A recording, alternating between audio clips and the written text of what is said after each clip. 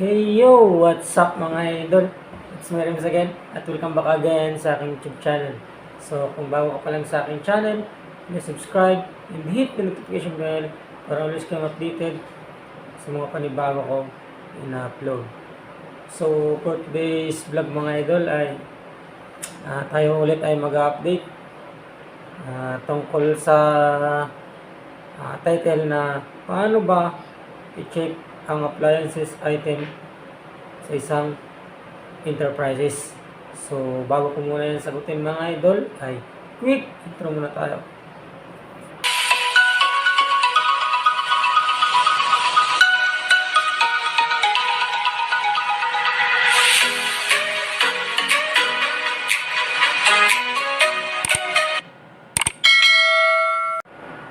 So, ayun mga idol, paano ba i-check ang appliances item sa isang enterprises?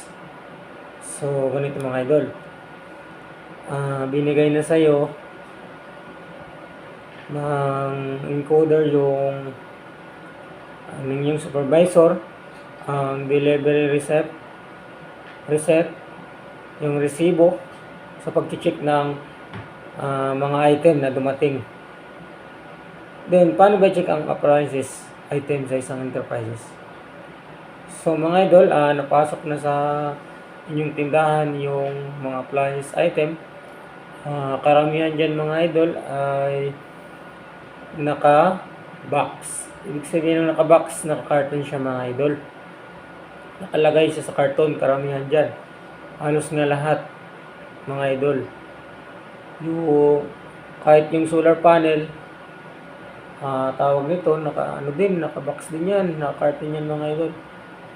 So, paano ba check ang appliance item sa isang enterprises?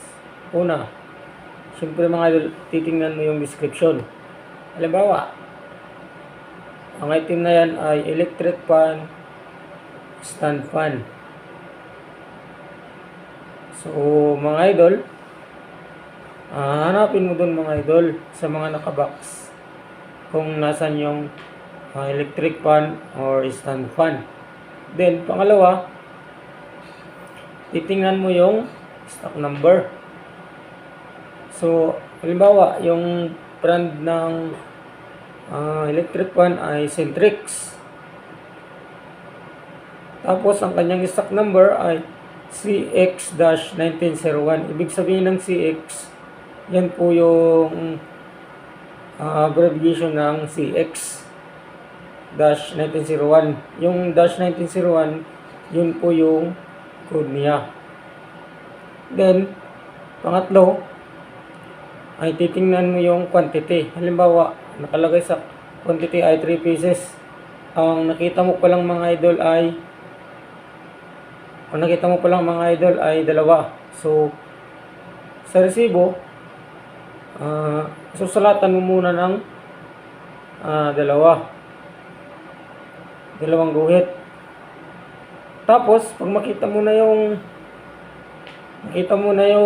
pangatlo, yung 3 pieces na quantity na nakalagay sa delivery receipt sa resibo, ay chichikan mo na siya. Ibig sabihin, kompleto yung dumating.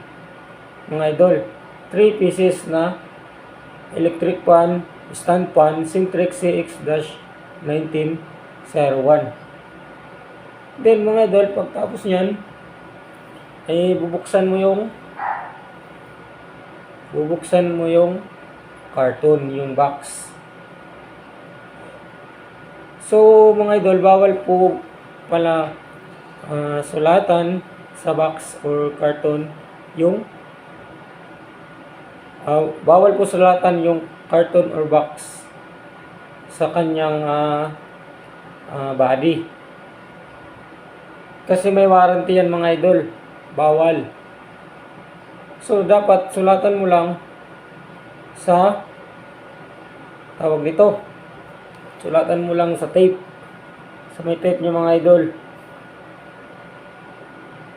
So, yun. Tapos, pala mga idol, nakalimutan ko pag kompleto na yung item na check mo, yung electric fan, stand fan, ay lalagyan mo ng okay, susulatan mo ng okay yung tape nung karton.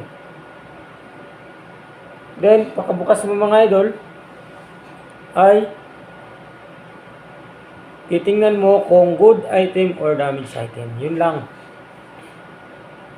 Yun lang mga idol. Then, after mag-check, syempre, magre-report ka na sa warehouse sa pinanggalingan nung chinik mong item.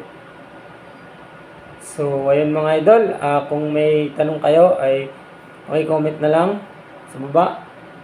So, sana mayroon po akong na-share sa inyo kahit kunting kalaman lang, kahit kunting tulong. Di naman po tayo expert pagdating dito, through experience lang mga idol. So hanggang dito na lang mga idol. Maraming salamat.